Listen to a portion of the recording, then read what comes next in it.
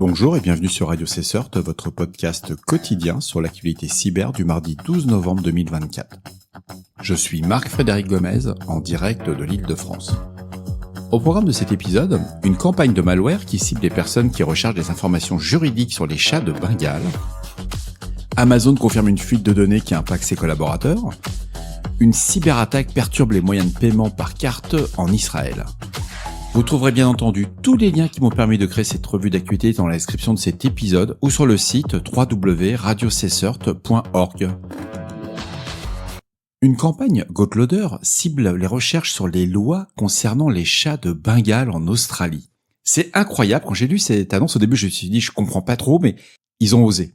C'est une campagne qui est spécifique, elle a été identifiée où des utilisateurs recherchant des informations juridiques sur les chiens de Bengale en Australie ont été ciblés par le malware GoatLoader.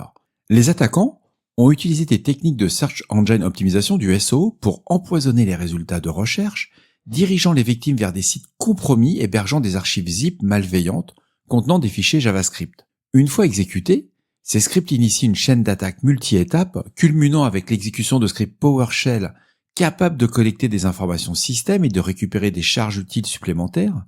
Bien que GoatLoader soit traditionnellement utilisé pour déployer des malwares tels que GoodKit, Cobalt Strike ou IceID, aucune charge utile secondaire n'a été observée dans cette campagne spécifique. Comme quoi avoir un chat peut faire de vous une prochaine cible. Terrible. Je pense que le gars, il a dû avoir un chat de Bengale qui lui a fait un mauvais sort.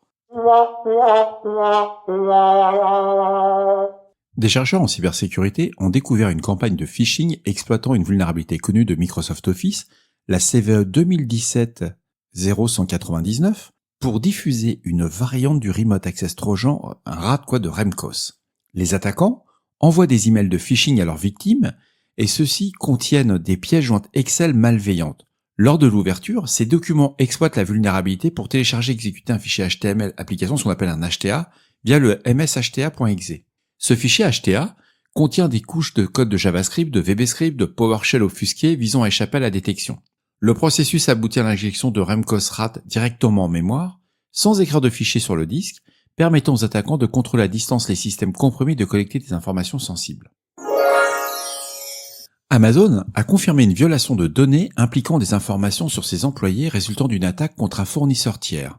Le groupe de menaces, NEM3L3SS, a publié plus de 2,8 millions de lignes de données d'employés d'Amazon, incluant des noms, des coordonnées, des emplacements de bureaux, des adresses e-mail professionnelles.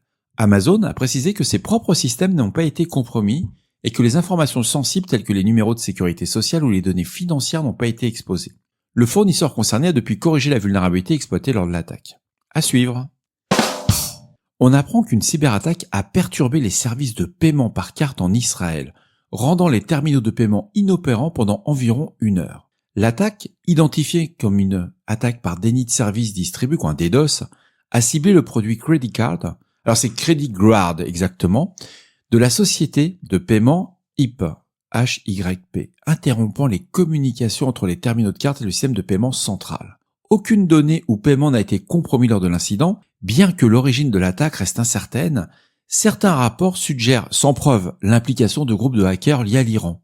Et voilà, ce podcast de Radio CSERT du mardi 12 novembre touche à sa fin. J'espère qu'il vous a plu, qu'il vous a apporté des informations utiles. Prenez soin de vous et à demain pour un nouvel épisode sur toute l'actu cyber. Au revoir.